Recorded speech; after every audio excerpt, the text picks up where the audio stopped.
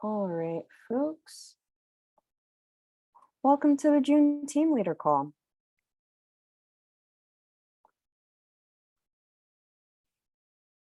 We are going to start off with introductions. And if we can go around and if you can say your name, pronouns, your county, and what is something fun you like to do in your county over the summer. Anybody want to start? I'll go. My name is Vicki Vestrich. I'm in Baltimore County. I added that to my header. And yeah, this will be the first summer where I'm willing, to go outside. We were still doing pandemic, isolating last summer. So I would like someone, I belong to the Y. I could go swimming indoors at the Y, but I would like someone to invite me to their pool and go swimming. That's what I would like to do. Oh, I'll pop Joan, because that's who I see next. I'm Joan Roach. I'm from Worcester County. I like to go up on the boardwalk and eat ice cream.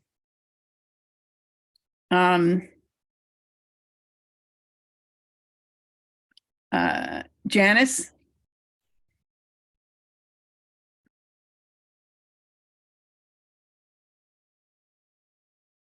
I think Janice said that she is a bit busy and is listening in. But Janice, feel free to come off of mute if you can.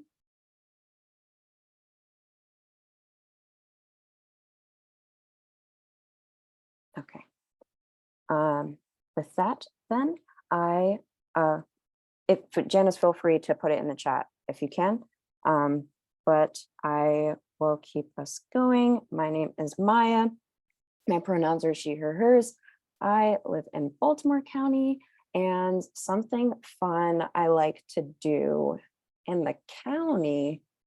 Let's see. I like Lake Roland Park, so that's really fun to just hike and walk around there. And I will pass it to Ria. Hi, my name is Ria. I use she, her pronouns. I'm from Baltimore City.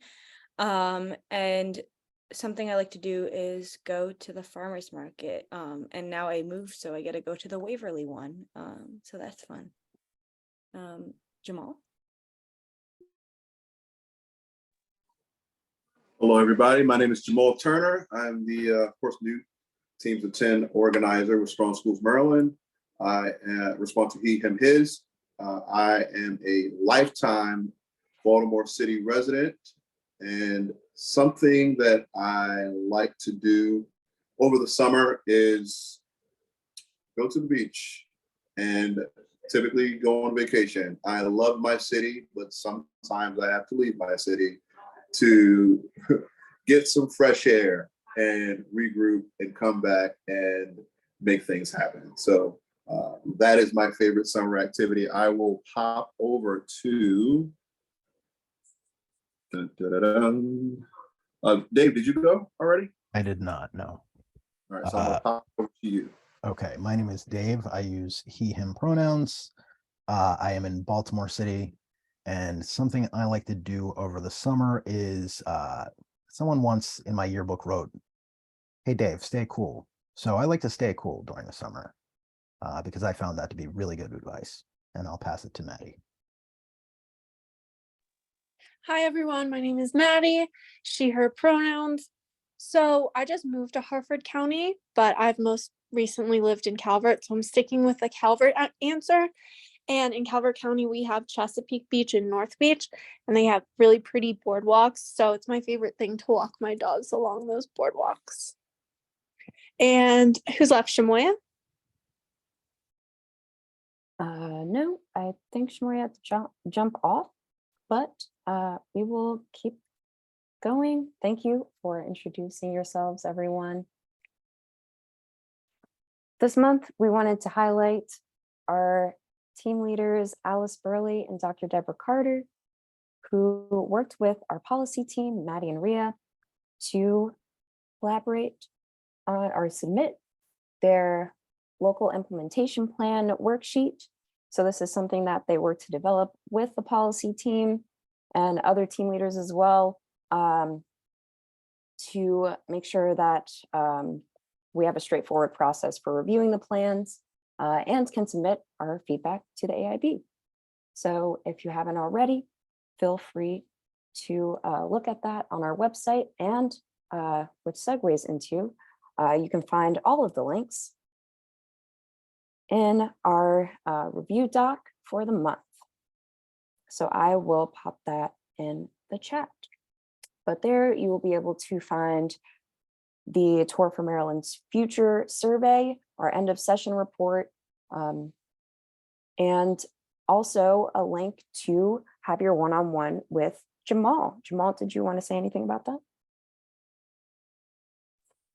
Yes, first, I am extremely excited to meet each individual champion warrior that has been doing this work long before I came on board, and spend that one-on-one time together to get to know a little bit more about each one of you, give you guys an opportunity to get know a little bit more about myself, and to really be able to connect.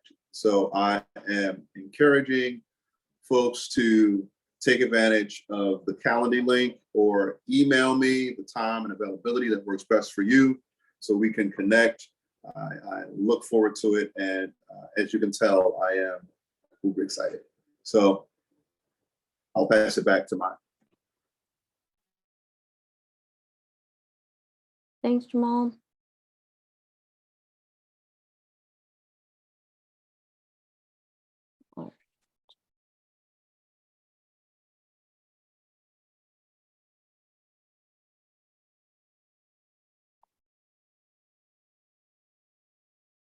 And on our agenda today, we have our organizing priorities really quickly, some June updates, so the Tour for Maryland's Future and more. We have a radio show. I think I've mentioned this before. We've been sending out some emails to you. So You Must Learn, WPFW, we'll talk about our next episode. And then we have a Q&A with Justin Robinson and time for county updates. So starting off with our organizing priorities, at the state level, our focus is, of course, to ensure that the Blueprint for Maryland's Future is fully funded. And locally, we are building relationships with Blueprint implementation coordinators and Board of Eds, and attending Board of Ed meetings, county commissioner meetings, the like, and ensuring that we're testifying and want to have as much community input as possible for the local Blueprint implementation plans. So that is where our policy team's work has come in.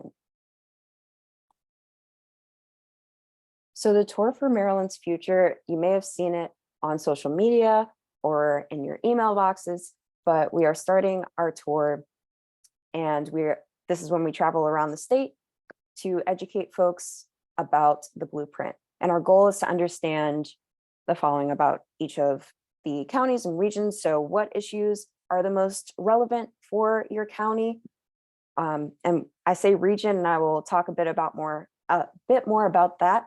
And more information is on that in the team leader one-pager.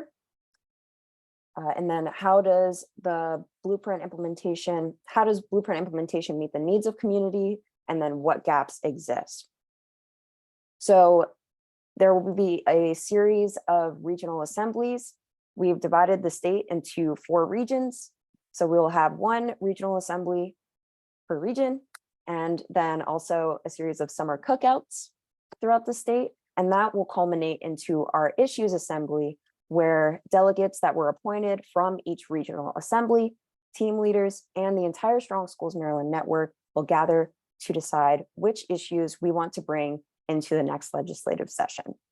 So all of the contributions that we make now will ensure that we go into session a strong network, and we're ready and focused to have our legislators make some education-focused changes.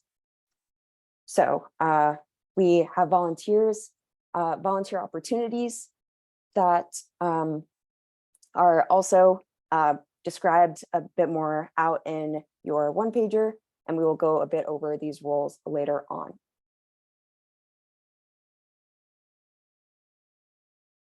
And as I said, we have a radio show. So You Must Learn is a show on WPFW that can be listened to on 89.3 FM or on their website, and happens every Thursday at 6 p.m.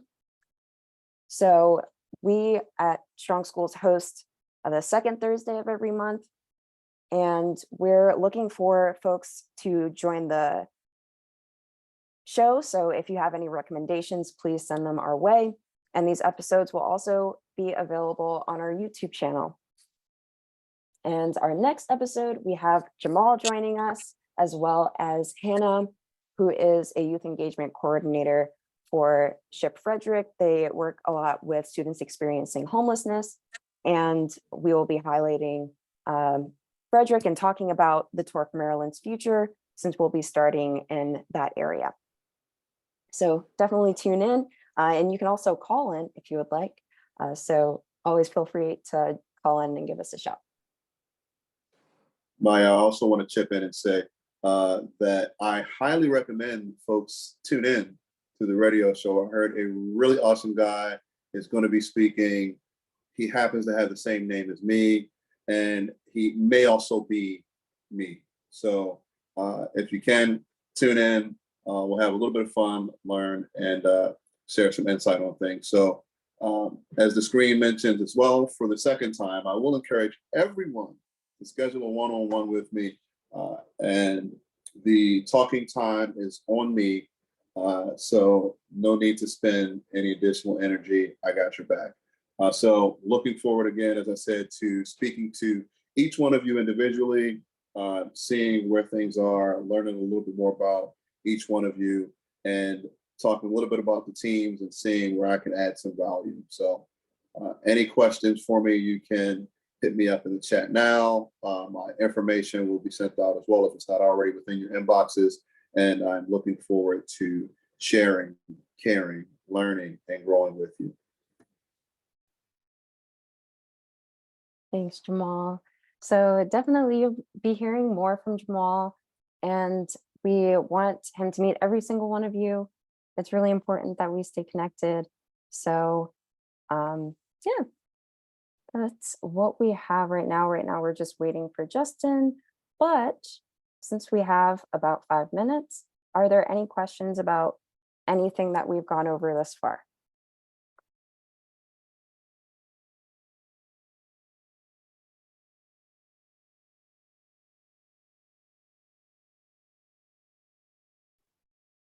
For the issues assembly, what month are you aiming for that to happen?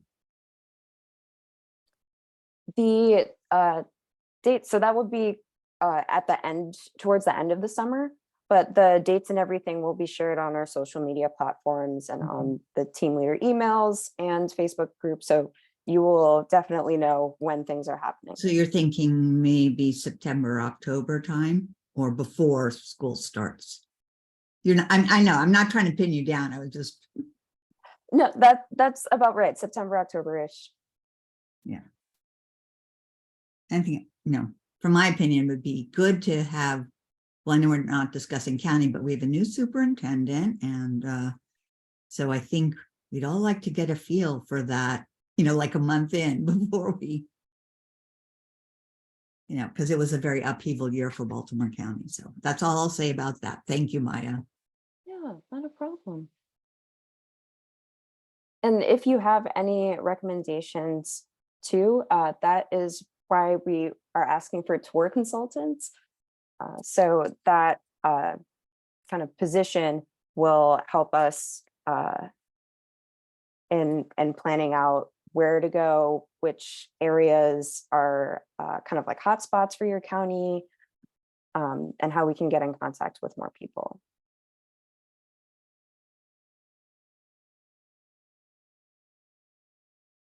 Joan or Janice, did you have any questions, comments, thoughts about the tour, or anything else that we have discussed thus far?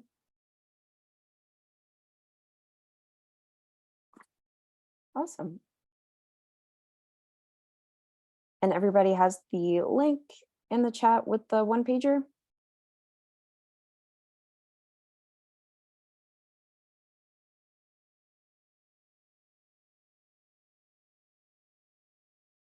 That'll have the link to schedule your one-on-one with Jamal, the survey where you can indicate how you'd like to get involved with the tour and all that.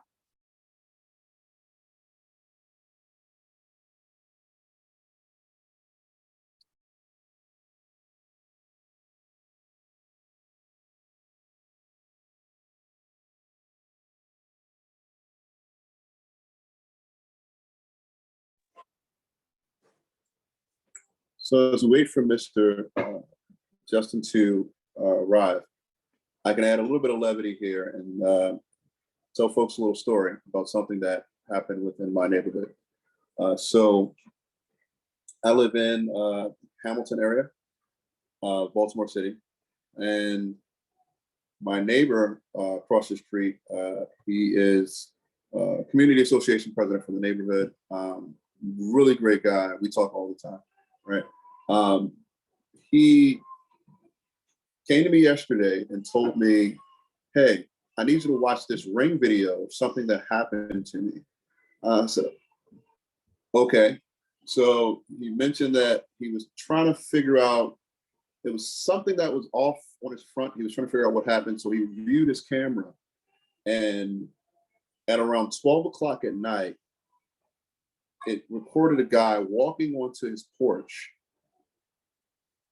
opening the thing of waters, taking a water out, looking back and waving the water in the air and walking off. And so just to give a little background story here, a week ago, he organized a cleanup of one of my neighbors' yards. It was about 17 folks that came out, helped to clean up the yard. It was really good activity, but he purchased those waters to hand out to folks that were helping out. And so he mentioned to me, said, Jamal, he says, I'm having an internal dilemma here. He's like, because part of me feels really violated that someone came onto my porch and took a water. And the other part of me is conflicted because I literally purchased those waters to give away to other people. And so on one end, he feels violated. And on the other end, he feels like the guy must have really needed some water. And his only, one of his biggest criticisms was, why not just knock on my door and ask for one? It's 12 o'clock, I understand, but to leave, what if he didn't have the Ring camera? The water would have been gone and he would have been forever wondering what happened, right? So, yes, violating situation, but happy ending, at least for the water taker. So that was my small off script yet real story of something that happened to someone I know. And with that, Justin Robinson is in the waiting room. Perfect.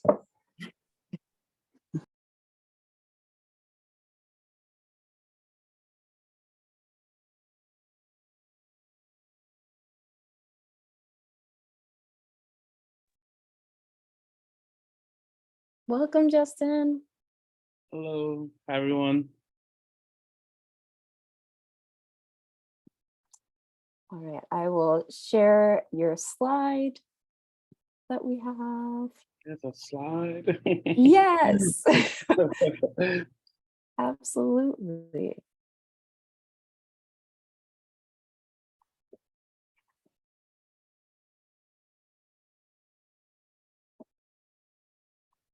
While I'm getting the slide up, Jamal, if you could introduce our fabulous guest.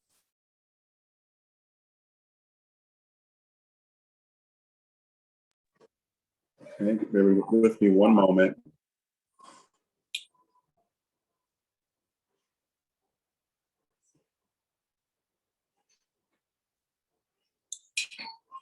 And of course, I'm gonna find the original slide here, but I will introduce our illustrious guest here. Mr. Justin Robinson. Mr. Justin Robinson is the newest member of the Accountability and Implementation Board. And if I'm correct here, Mr. Robinson, you also attended Harvard University. And then from there was University of Maryland, if I'm not mistaken. That's right. Yes, and I'm doing a very horrible job here of introducing you because I don't have the facts. So if we could you give a little bit of background information on yourself for folks? And I promise the next time I'll do a better job, and Maya will also have your slide up right when you come on. All right. That's all good. Well, first of all, thank you for having me. Definitely admire the work that your organization does on behalf of Maryland students. As you mentioned, yes, I went to Harvard, studied economics, and then I guess I'm kind of getting to part of the reason why I'm interested in this position in general. I intended to study economics and work in finance, but while I was in school, I ended up directing an after-school program and in a middle school in downtown Boston. And I just really fell in love with working in schools. And so I kind of decided after graduation that I didn't want to work in finance, didn't want to do the whole New York thing. I decided to go back to school, and that's when I went to the University of Maryland. And I joined the resident teacher program. Being from Maryland originally, it was important for me to, when I decided to teach, to come back home to Prince George's County specifically. So that's why I went to University of Maryland. And I've been teaching here for 12 years now. And I'm currently also at Johns Hopkins doing my doctoral research.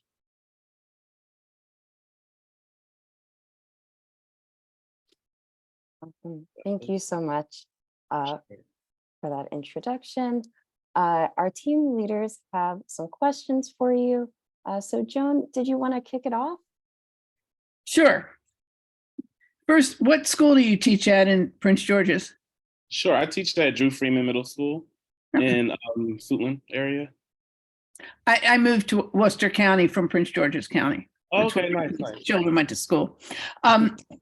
So now that you're on the AIB, what of the issues are most exciting? Do you have a favorite pillar or a specific policy initiative that you would like to really dig into? Yeah, absolutely. I am very, very much into Pillar 2. Kind of obvious, I guess, as a teacher, I'm interested in having a highly qualified and diverse workforce. I'm interested in the career ladder and how that's going to work and all the challenges that's going to bring, but definitely the opportunities that it's going to bring as well. I think part of the reason why I care so much about that is, as a teacher, as a department chair, had to do a lot of hiring for people in my department and in my school. And it's, just kind of interesting seeing how that process has changed over time. We went from having like so many applicants for few vacancies to kind of like the reverse. It's like, I remember sitting in job fairs and in the beginning, it would seem like there's a whole bunch of candidates and we were able to get the people that we needed. But, over time, it just felt like we were like fighting with other schools. Like we need somebody, it's just a different dynamic entirely.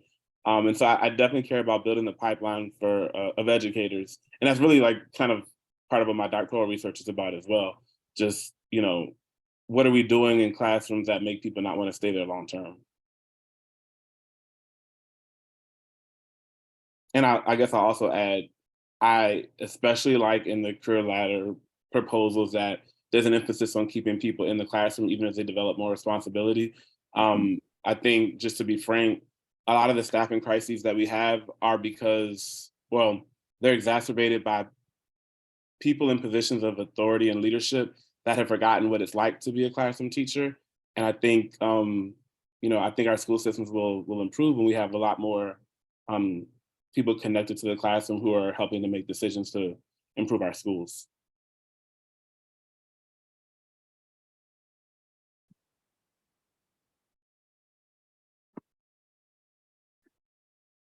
Can I ask a question now, because it kind of relates to Pillar 2? Oh, thank you for your answer. That's Thank you. I know that one big push in Pillar 2 is for like the national board certification for teachers. Can you just speak to the goals and how you're a national board certified teacher, how you will advise and oversee that the goals of the blueprint are accomplished?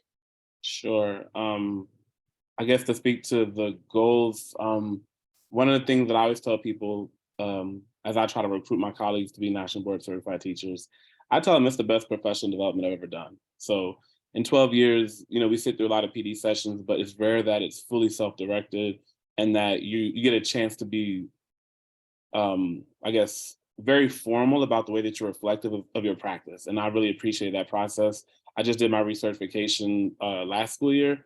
And so just a chance to re-up and kind of think about new ways to approach my teaching practice. And so that's kind of one of my big things about when I tell people to do it. Some people will say, oh, do it for the money. If you only do it for the money, you're not going to finish it. It's too much work for the money that it is. I think it's really the value is in the professional development that you get and the chance to really do your own thing and to explore how you are as an educator. As far as I think the second part of your question was like overseeing it from the perspective of the AIB. I mean, it's a team effort. It's a board. I'm actually not the only national board certified person on the board. I'm the only current practicing teacher, but some other people on the board have national board certification as well, and believe in the process. So I think that we're all kind of on the same page of, this is something that the Kerwin Commission decided was important based on research, international models of like how we can help measure, or I guess predict what effective teachers would look like. And so I think we're all on the same page of, LEAs throughout the state have to make sure that's an important part of their plans. Thank you.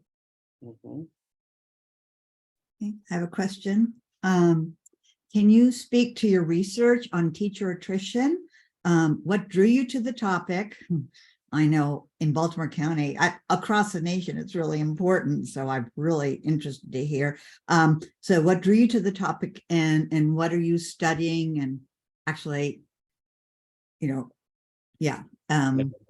And how long will it take to get the answer? Oh, okay. That's a great question. I love talking about my research. I kind of started, part of the story is when I was saying before about hiring, it just became evident that something's happening in classrooms that A, people don't want to stay very long, and B, people aren't being drawn to them. So when I decided to pursue my degree, it was a topic that was very important to me. What I realized was that there's a whole lot of literature around new teachers and why they don't persist. Mhm. But that's not the thing that really bothered me a lot in my context, because when I looked at it, I was most disappointed when like my mentor teachers, when they would leave and go into positions in instructional coaching or assistant principalships. Mhm. And to me, it felt like it was this huge brain drain on the hallway. And so I guess I was more curious about, why do non-novice teachers leave? So mid-career veteran teachers, why do they choose to leave the classroom? And they stay in education generally, but they're just not in the classroom. And so that's kind of what I've been researching. Been finding that it's pretty much three factors. I can't obviously look at money. You could always say money is the thing, but that's not something actionable on my end. But three of the non-monetary factors have been teachers wanting more, or feeling like they didn't have a lot of classroom autonomy in terms of deciding the things that happen in their rooms. Teachers feeling like they don't have a lot of faculty influence, meaning things that happen across the campus, like setting discipline policies, or things that affect the entire building. And then the third thing, which kind of feeling like it's one of the bigger issues, is a lack of professional prestige. And Mm. there's a sense of, oh, in the classroom it's like here, out of the classroom it's here. And so because of that, we just have if you're highly driven, you have a natural inclination for advancement, and people want to advance in some way, but being in a classroom for 30 years and never doing anything different feels stifling. And I think that's been a big issue that I've noticed in my research. As far as the when I have an answer. I'm supposed to defend by the end of the year. So Oh, okay. I don't know how much of an answer I have, but basically what I'm looking at is I guess the factors that kind of contribute to teacher attrition, and what are the, I guess, the low hanging fruit in terms of levers that counties can use to keep them in the classroom. Obviously, I think career ladders are a big piece of that. That's why I'm so into pillar two. So I think you kind of get all three of those things are sort of addressed through a career ladder. You get some prestige, you get some decision making authority across the campus, and then it might give you a little bit more autonomy as well if there are fewer people telling you what to do in your classroom because you have this higher status. So to me, it seems like a great intervention. So I've been doing a lot of research around that. Are you just surveying teachers in Maryland or across the country, or? Actually, just Maryland. Well, really, just Prince George's County. Oh, okay. where So my very, focus is. Very, oh, yeah. oh, okay. Interesting. But the research around those three topics is like just from the academy across the country. That's just general what they're saying. But as far as what I'm doing with my focus groups, my surveys, that have been internal to PG. Okay. Hi, Justin. Hello. First Thank you. time Oh, thank caller, you. long time listener. Really appreciate you being here. Yes. So I guess we recognize that there are like general and specific challenges for local school systems implementing all 5 of the pillars. And wanted to kind of get your perspective as a member of the PG Blueprint Implementation Committee. You also have that local perspective. Can you speak to some unique challenges in Prince George's County, and can you reflect on more common challenges that you expect to see like generally across the state? Yeah, sure. I think one of the things I'm most excited about with the blueprint, I said the career ladder, but also just the sense of how we train educators in general, and be more intentional about the things that are going into teacher prep programs. Um, I think from Prince George's County's perspective, I think a challenge with that is a lot of our teachers aren't going through teacher prep programs. We have a lot of conditional educators. And when you're inviting people into the classroom that aren't going through schools of education, you're sort of bypassing this huge part of the blueprint, which is to say, like, we need to be more intentional on how we train our teachers. But if they're not going through those training programs because they're conditionally certified, that's you're leaving out all the opportunities that there could be to produce better educators. So in Prince George's County, that's one of my biggest concerns. Just the sheer number of conditional educators that we have. And I mean, I guess some people would say that, this has been a Prince George's issue for years, and other districts are now starting to see conditional educators grow in number. And so it's becoming a statewide issue, I think, that it's important for us to know how we're training our teachers, but at the end of the day, we also need people in front of the children for safety reasons, right? And so I think we have this weird balancing act of trying to have enough manpower in the buildings, but at the same time trying to keep a high like level of quality for what we're expecting from our educators. And I think that's going to be a really tough tightrope to walk. The other thing I'll say, well, I guess 2 more things. One thing is national board certification is great to me, but I know that I'm in the minority. And there's a lot of people who are not so keen on doing it. And in trying to create a career ladder that relies on national board certification with so few people being national board certified, I think it's going to be a challenge to make the career ladder work the way it needs to work. So I think that as LEAs submit their implementation plans, they have to be intentional about how they're going to recruit more people and support more people so they're more successful in passing. And then I think the third challenge that's statewide is the blueprint should really be like an inspirational opportunity. And I'm not getting that sense from a lot of people. It feels like it's perfunctory and they want to check a box saying that they did X, Y, and Z. And so I think we have more of I guess the word is like existential kind of concern about the blueprint is like, we have to motivate people to really want to be transformative in the way they're approaching it.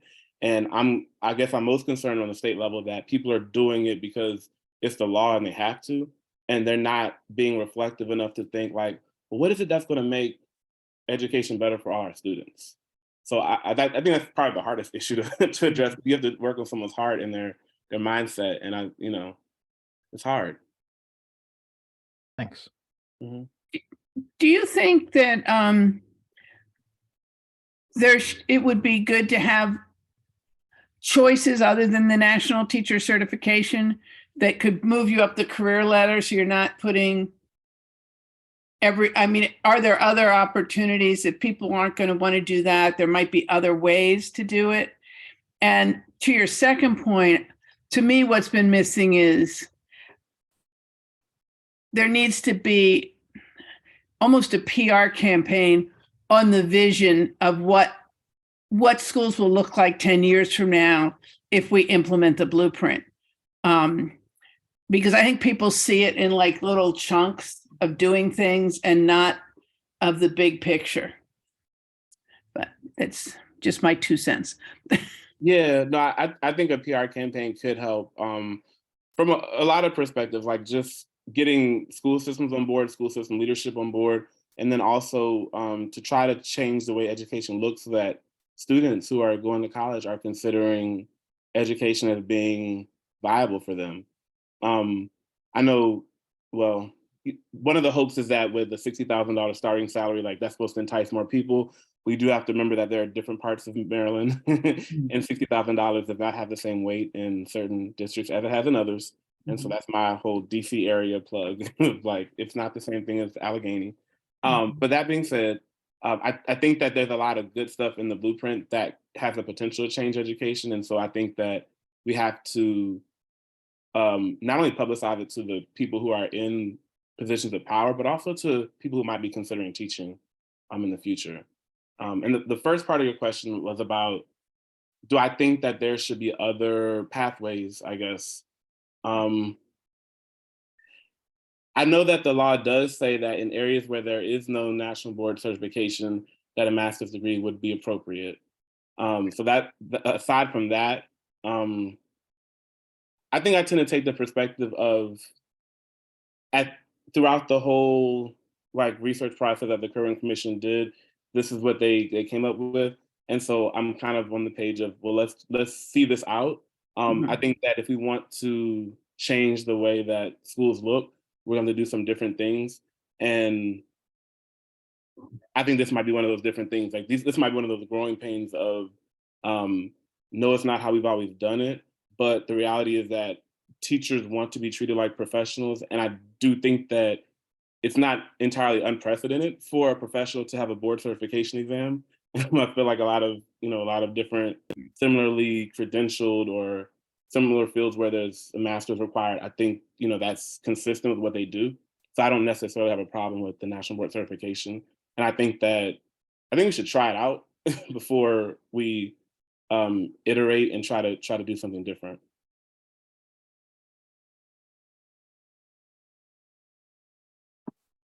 If I could hop in, I have a question too. Justin, thank you so much for being here. And just a side note before I get to my question, I'm so excited about your research, and if it's going to be like publicly available, I can't wait to read it, especially if those 3 groups, I can't wait to go into legislators' offices and be like, it's not student behavior.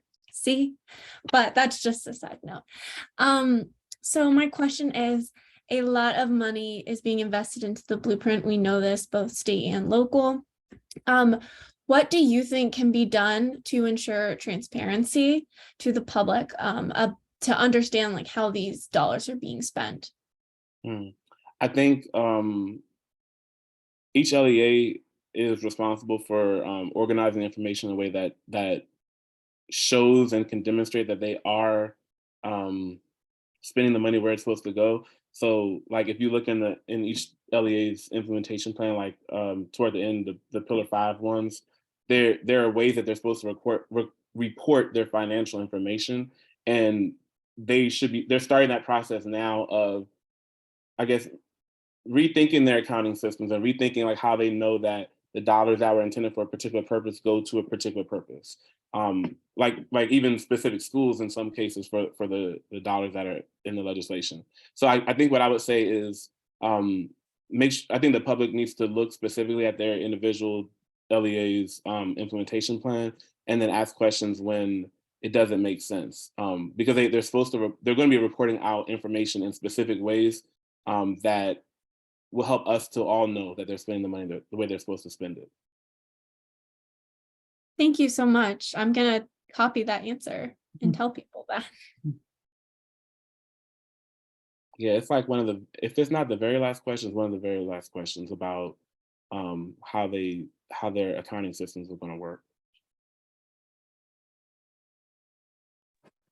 Hey, Justin, I want to piggyback on one of your responses earlier. So you mentioned, of course, the being able to kind of market towards high school graduates that are about to matriculate to college, and encouraging them to join the teacher workforce. My question is that with students being a natural pool for potential teacher career paths, what do you think is the reason why students aren't more targeted more to, or encouraged more to become teachers? And do you believe that marketing to students, especially earlier within their educational process, do you think that that could help to increase the amount of potential teachers for the future? I mean, if we think about it, we invite all of these other career path folks to come into the schools, speak to the students. And from my vantage point, I don't see as much, especially for the elementary, middle school to high school marketing, in one way or another for them, or encouragement for them to become teachers within the profession.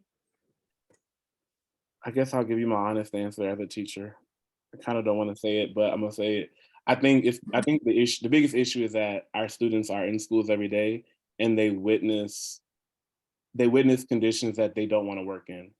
And so it's hard to, like, as a teacher, to say you should be a teacher because it's so great when they can see the conditions that are in the buildings. Like, they can see that, my classroom, I'm glad we have air conditioning, but the air conditioning works too well. It's freezing in my classroom. So I have a heater, we're all wearing jackets. Like, they see that we're getting a new building next year, but the previous building that was there was decrepit. And so it's kind of like, it's hard to market to someone who sees every day like the conditions that the schools are in physically, but then also things like testing.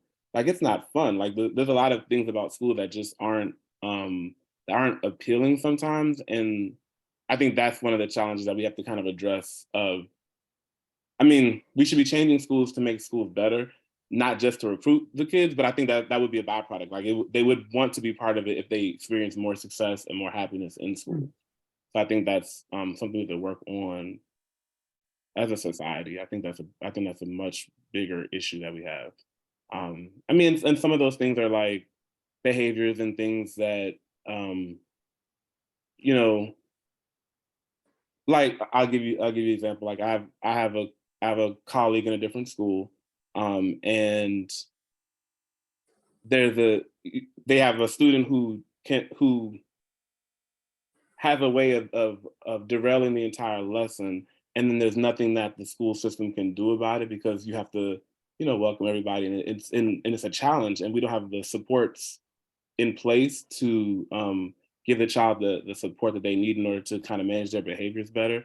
But I think other students see that too, and so it's kind of like this weird tension of is that something that they would want to subject themselves to in the future? So we have to be mindful, I guess, of what our schools tell kids about the viability of teaching as a career path. No, I understand. How many years have you been teaching? This is year 12. Huh? Year 12. This is 12 years. So when I just spoke to somebody who, after 2 years, quit teaching because he hated, basically the behavior of the kids. And you keep hearing that kids are getting so much worse than they used to be. And I always question that. I think people tend to forget what people used to be like, but I'm not sure. Over your 12 years, what changes have you seen? I think the biggest change is personal electronic devices and social media. Mhm. Not only are they a distraction themselves, but I think they're rewiring our children's brains. Like there's an immediacy of information that they expect. There's not a lot of discipline in terms of like sitting still and just processing information. Mhm. It's like they want like immediate, and it's kind of like, to be a great teacher, you're almost like a cruise director. You're trying to like keep them entertained, like you're juggling and stuff, like Mm. because their attention spans are shrinking. Mhm. And I'm not. I mean, that's life. Like we got education evolves, so I get that, and I try to keep evolving with it. But it is something that what I've realized is that because this is my 12th year, I have a lot of really really powerful memories and experiences that are just like great, and like they're always in the back of my mind of like what education looks like, even though in the past couple of years it's changed a lot. And so I think I pull from a wealth of like, I love this job, like I'm excited by it every day.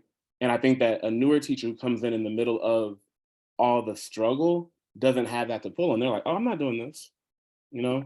So it's the veterans that can stick it out because we have like things to pull from deep down within. It's like, okay, I remember how it was supposed to be. I know I can get to that. And then also it's also small management things like this year I'm at a new building, and we don't get a lot of our planning time because Mm. we can't get subs to stay because of student behavior, and it's a whole lot of issues like with that. So I don't get a lot of planning periods. I think to be a good teacher, you have to plan effectively. But what helps me out is as a veteran teacher, I have like tons of resources from years that I've created. If I was a brand new teacher and I was creating stuff from scratch, I would feel very, very much more overwhelmed. Mhm. And so I think that's a big difference with like a newer teacher. It's just a lot. It's a lot, and they don't have the goodwill in their past. They also don't have like lesson plans they can pull from, and And they had to live through the pandemic, some of them, which had to have been super disruptive yeah, and not what they expected. right. I think those are the challenges, but yeah, it's a lot. It's a lot that can change and make our school better for sure.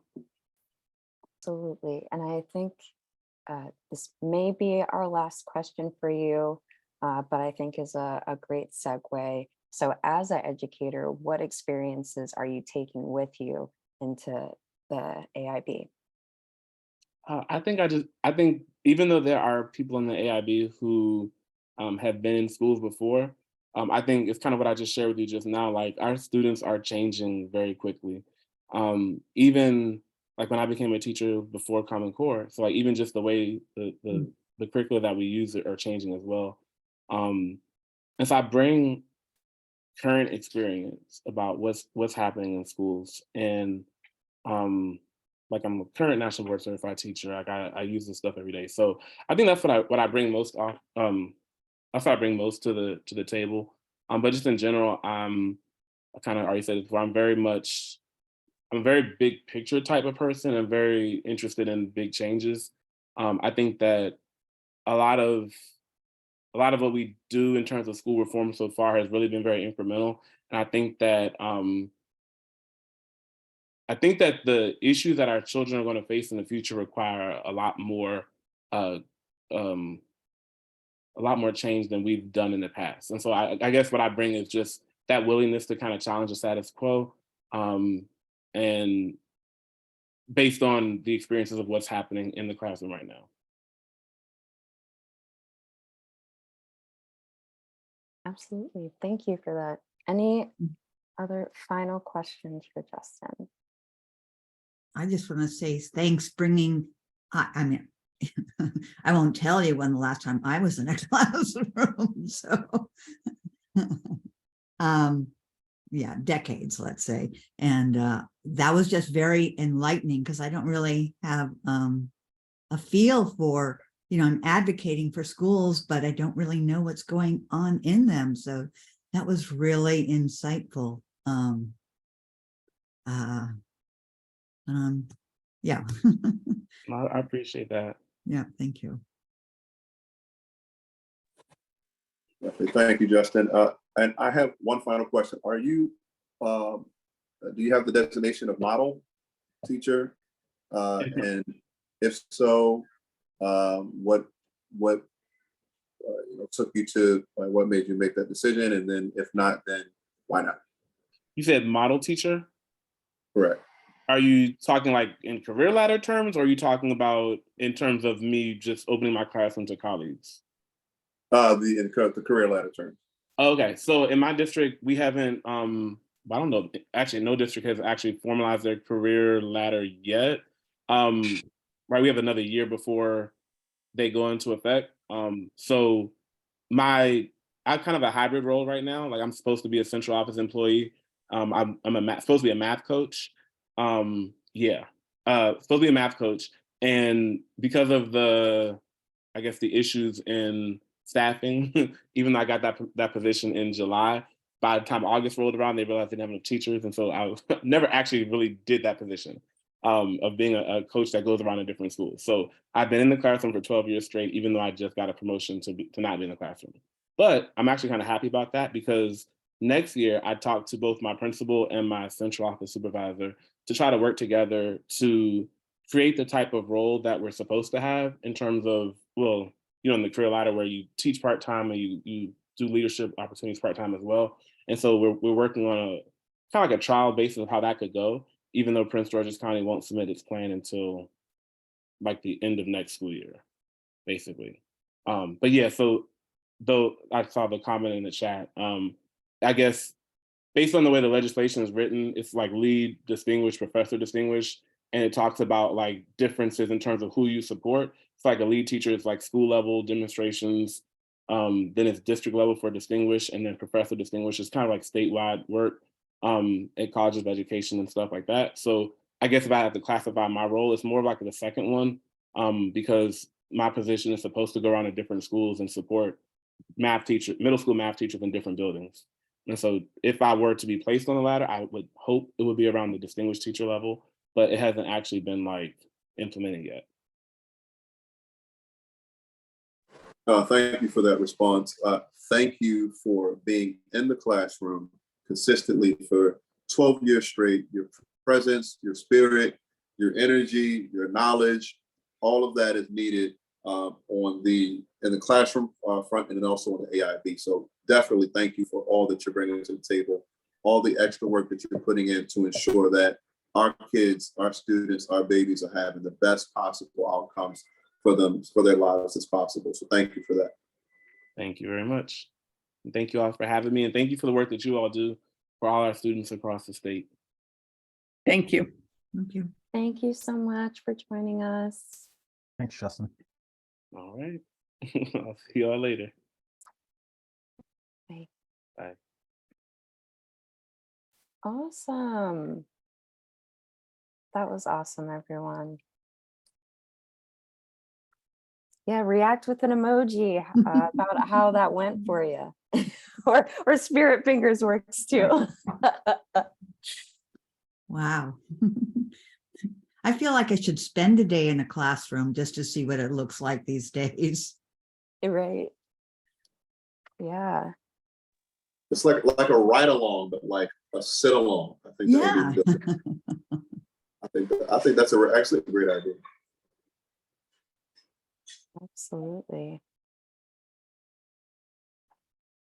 Thank you so much, everyone, for your amazing questions. What does CSC stand for? Shamoya put in the chat. Community school. Yeah, that stands for community school Oh, coordinator. okay. Yeah. Mhm. Yeah. I'm trying to get my answer in the chat faster than y'all are talking. I know what that role is. Yep.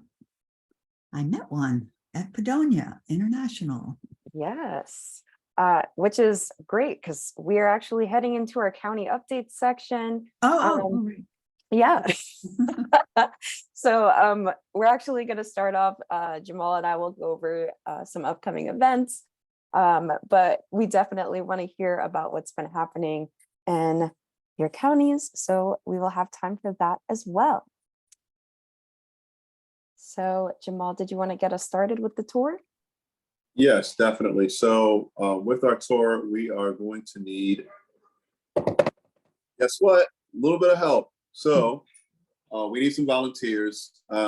Each region that we are launching our tour in, we need consultants. So folks that's either team leads or members of your team, to help us understand kind of that landscape, introduce us to folks we need to know, whether it's agencies, organizations, get us familiarized with different locations that are filled with the target audience of folks that we are trying to pull in to the tour. We need canvassers, folks that are going to help us knock on the right doors so that way we can get the right amount of folks coming in and joining us with our visits within the region.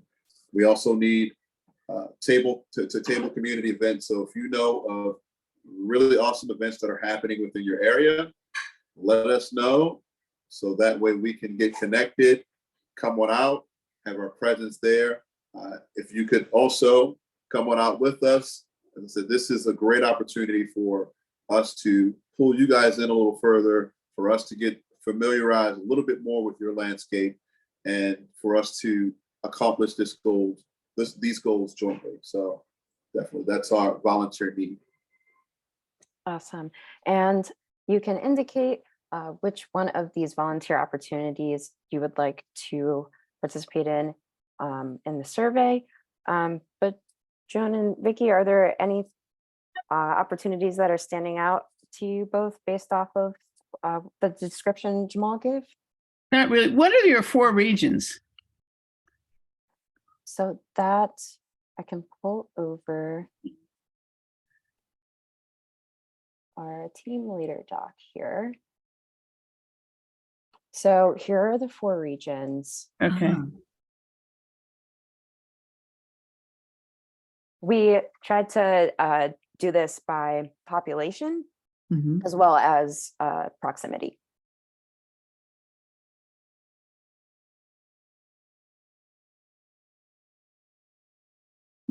Okay, thanks. Yeah, not a problem. Awesome.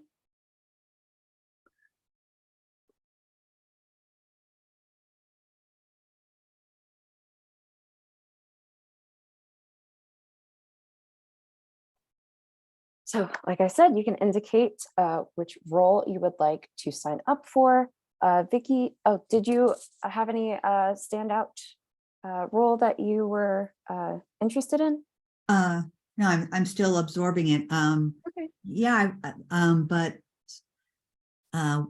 so I saw the first line was finding, I would be interested in working, and maybe working in collaboration with the the Baltimore County Education Justice Table, and identifying school locations, that would be, Absolutely. but I'm, and that would be over the summer, right? June through August. Yeah. Yes. So, I think and that I'll have sounds more time this summer. I think, I could be, I could table at a community event or that was held in the county. I just don't know what they are right Okay. now. That sounds good. So yeah, please indicate in the survey. And that sounds really good. Definitely think about community partners, folks that you're already working with and organizing with your team that we could pull into the tour and partner with for it. So Vicki, I like the way you're thinking. Sounds great. Another upcoming community event. We have 3. They're all in Baltimore City, but we definitely need as much help and as many hands on deck as possible. So the first one is this weekend. I was just given this opportunity. It is through the Alliance to Reclaim Our Schools. It is the No Boundaries Coalition block party. It will be a great event. It's thrown by the No Boundaries youth organizers. So it's super exciting. We need 2 team leaders to help table. They have time slots already designated. And you can reach out to us or indicate in the survey if you would like to volunteer with us for that event. And we will also be Now, at, yeah, ahead, we'll Jamal. also be at Anne Frank. sorry. Sorry, we'll be at Anne Frank as well for the Juneteenth weekend, and that's June 17th and June 19th. And that's, I'm sorry, June 17th and June 18th. You can volunteer for one or both days. The awesome thing about volunteering, outside of just ensuring that we're spreading the word on what we're doing, is that you get free snacks and beverages on us. And I will even stretch as far as to say a meal may be able to be provided. Keyword is maybe, but I will ensure that at least half of the cost of that meal is covered by myself if need be. So want to make sure that we have folks come on out if either 14 leaders or team leaders and or members of the team can come out and help us out. That would be greatly appreciated. It is also, of course, another way for us to get to bond a little more, for me to get to know folks a little more, and I'm looking forward to doing all of the above. Oh, I almost forgot as well. I'm also looking forward to seeing Kid Capri as a DJ, and also the Isley Brothers as well. So at least two of the brothers will be there, and I am excited to see at least two of them. Yes, it should be really fun. And the next event we have is later in the month. It is the Community Field Day hosted by the Robert C. Marshall Rec Center. And I heard, or word on the street is, that the Real Housewives of Potomac will be there. So I'm especially excited if you love reality TV as much as I do. I'm hype. But there will be a bunch of cool activities. I went to the community center the other day. It is really awesome. It will be on their field and basketball court, and they're actually right across the street from a community school. So it should be a great turnout. And there's a lot of cool activities that are going to be happening. We have 2 time slots, 12 to 2:30 and 2:30 to 5 for the entire event. So we need at least 4 team leaders to help us table at that event. And you can definitely come for as long as you can. I just try to do the time slots so that it's easier and more straightforward. But please reach out if you can do any or volunteer anytime for these events. And there will be more coming. We want and encourage you all to share with us what's going on in your counties. Our intro question was like, what you enjoy in your county for the summertime. So think about those things on your way to the beach or the boardwalk that you pass by, those shopping centers where a bunch of folks gather. Maybe it's the boardwalk that we should be on, handing out flyers about what's happening with Strong Schools. You know, if that's where folks go to get their ice cream every week, we want to be there. So if you could let us know where we should be, that would be amazing, and would ensure that we are also helping you increase your team presence in your county, as well as advocate together across the state. So with that, are there any county updates that you all have?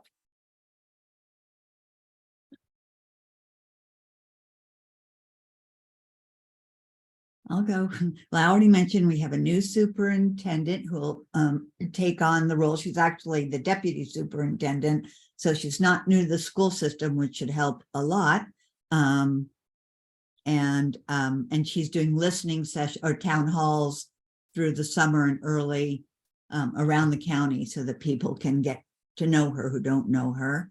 And the teacher signed the TABCO signed a tentative contract with BCP at the Baltimore County Public Schools for, I don't know whether it's a year or 2 years. So that's progress. and what, oh, and Baltimore County has there's an interesting coalition of groups here.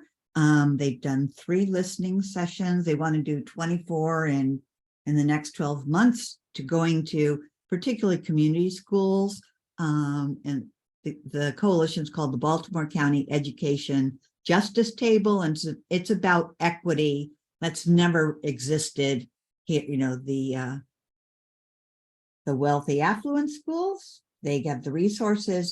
The funding has never been equitably distributed, hopefully between community schools and the blueprint, and also just community pressure on the school board and on the county council to make things work much better. So that's all the update. A lot of work ahead of us, big county, lots of needs.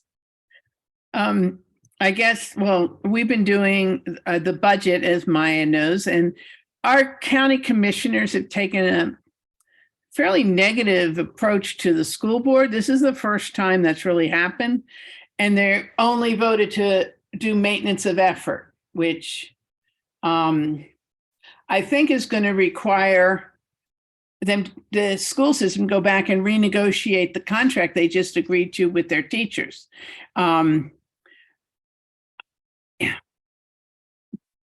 It seems like there's a lot. I mean, the county commissioners keep going, we want more transparency. We want more transparency.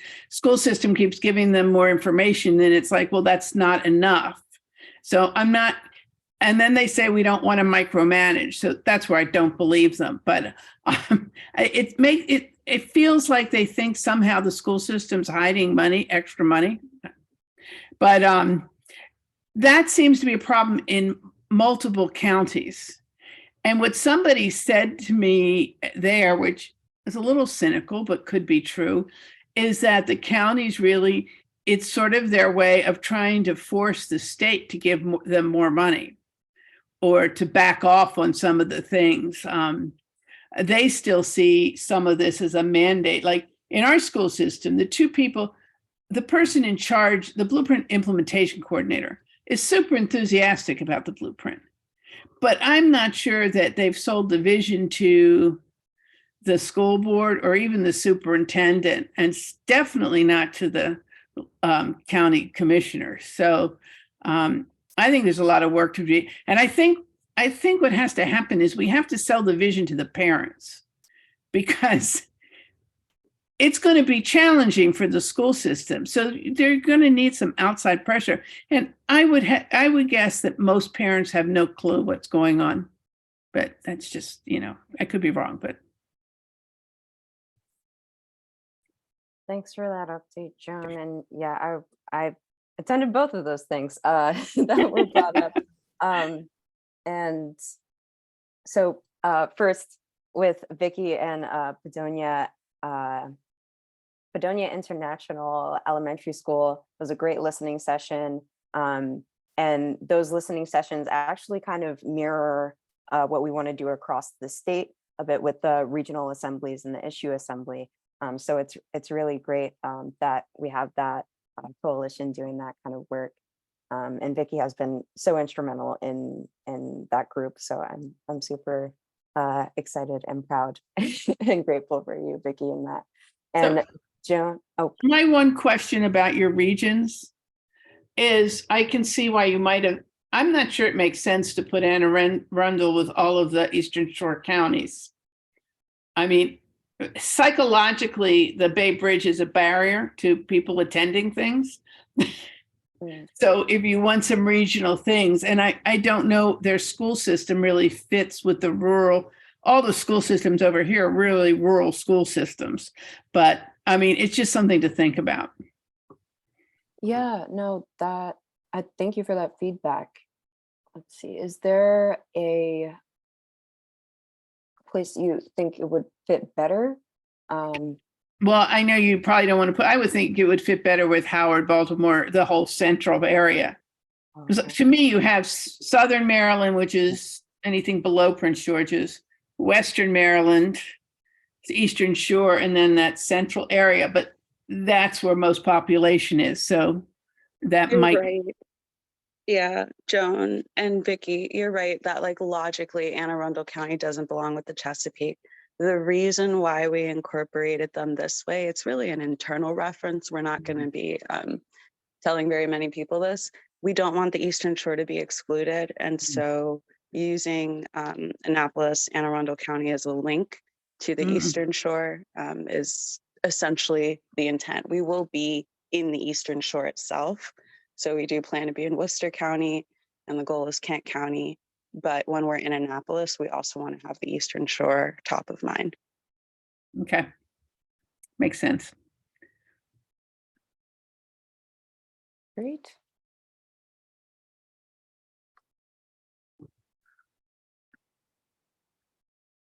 And I also did want to say, I want to hype up Joan and her team who went out to that county commissioner meeting that she was talking about. There was a huge showing, a huge rally it was hosted by the school system, and everybody was wearing their Support Our Schools pin. There wasn't any room for public comment, but the room was reacting. Yeah.